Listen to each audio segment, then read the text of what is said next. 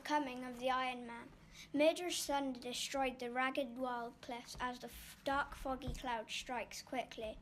The moonlight started to suddenly clear whilst the devilish horrid void screeched thunder below. The anxious tiny rocks trembled as freezing cold rain clashed the brink rocks at the top of the huge cliff. The rocks soon fought back and went savaging, slicing and tearing the tiny raindrops.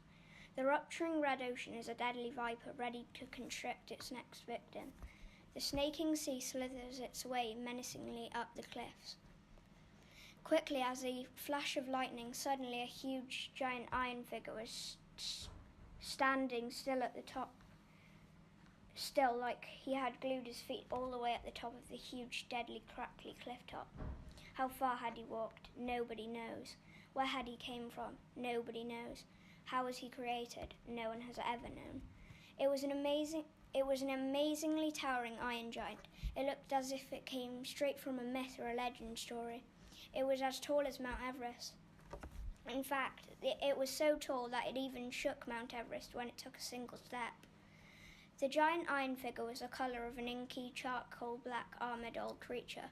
The wind fought against his inky armour as he sluggishly craned his head, budging, twisting, powerful ears focusing on the blue-twitched sea, whilst the destructive rain prolonged to hammer down. The iron figure's eyes started to grow vast like the flaring sun. His eyes gleamed like crimson-red fireworks exploding like a volcano eruption. His eyes then flared like a very vicious forest, destroying everything in its path.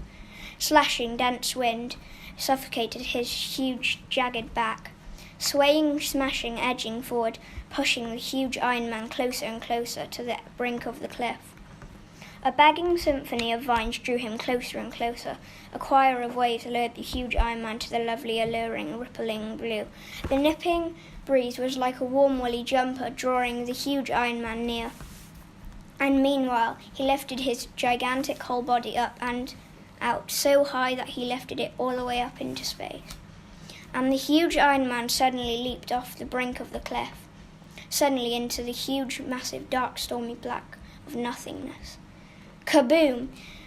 Plunging as loud as an earthquake, an Iron Man came thundering down like huge, destructive, diving boulders quickly raining down from the horrifying cobalt blue sky. Clash, boom, thud. From shard to shard, spike to spike, thundering all the way down swiftly.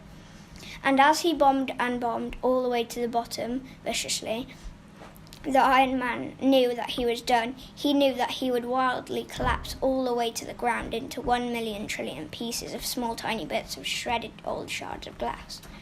Empty, mute, stillness. As soon as he took a flash of the landscape, he stiffly caught sight of the oblivious sunset around him. He could catch sight of the blazing volcanic red sunset in the soundless cobalt blue sea. All of a sudden he could see the crimson red horrified seaweed cuddling the old spiking rocks as if they were warm blankets of blazing redness. As the night went off to go and welcome to the dawn, the neon stars started to go and fade. The hours and hours of darkness had welcomed itself. The spooked dark clouds cartwheeled away. The Iron Man lay still, empty, mute stillness.